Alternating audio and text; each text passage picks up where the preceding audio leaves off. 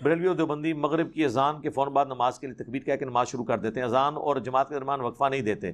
وقفہ ہونا چاہیے، لیکن یہ کوئی فرض والا مسئلہ نہیں ہے۔ اگر نہیں کرتے وہ تو ضد کی وجہ سے نہیں کرتے نا، وہ دو سنتوں کو نہیں اچھا سمجھتے۔ حالانکہ بخاری مسلم میں موجود ہے صحابہ کرام مغرب کی اذان کے بعد 2 رکعت نفل پڑھا کرتے تھے۔ سعودی عرب میں آج بھی وقفہ ہوتا ہے، سنت غیر موقدہ ہے، پڑھ سکتے ہیں، وقفہ کرنا چاہیے۔ لیکن بعض دیوبند اور چند ایک بریلویوں کی مسجد میں 2-3 منٹ کا وقفہ ہوتا ہے عام دنوں میں، اور رمضان میں 10-15 منٹ کا ہوتا ہے،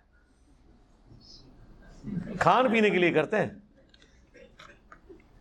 میں آپ کو مزے کی بات بتاؤں، میں ایک بریلویوں کی مسجد میں رمضان میں مغرب کی نماز پڑھتا تھا، کئی سال پہلے کی بات ہے۔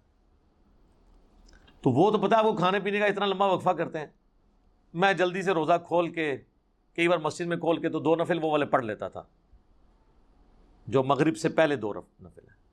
ان سے پوچھیں ہر نماز سے پہلے 2 رکعتیں کم از کم ہیں، فجر سے پہلے 2 ہیں، ظہر سے پہلے تو 4 ہیں، عصر سے پہلے 4 ہیں، عشاء سے پہلے 4 ہیں، 2 ہیں، جتنی مرضی پڑھیں۔ مغرب سے پہلے کیوں نہیں ہے؟ جبکہ بخاری میں حدیث ہے، مسلم میں بھی حدیث موجود ہے کہ ہر اذان اور اقامت کے درمیان 2 رکھتے ہیں۔ حضور نے 3 دفعہ فرمایا، اور پھر فرمایا جس کی مرضی پڑھ لے، جس کی مرضی نہ پڑھے۔ تو مغرب سے پہلے والی 2 رکعتیں کدھر گئیں؟ سعودی عرب میں تو ہیں، باقی عرب ملکوں میں ہیں، وہ فرقوں کی نظر ہوگی۔ تو میں نے 2 رکعت نفل شروع کر دیے۔ جب ان کو پتہ چلا نے 2 رکعت نفل شروع کیے ہیں تو انہوں نے کھانے کا وقفہ مختصر کر لیا۔ السلام علیکم علی بھائی، آپ نے ایک حدیث بیان کی تھی جب عورت سے زنا ہو تو رسول نے اسے 2 سال تک پلانے کا حکم دیا، پھر سنگسار فرمایا۔ جی بخاری مسلم میں یہ حدیث ہے، اور حضور نے فرمایا تھا کہ اگر اس کی توبہ پوری امت پہ تقسیم کی جائے کفایت کر جائے۔ بالکل ٹھیک ہے۔ جب عورت سے زنا ہو تو رسول نے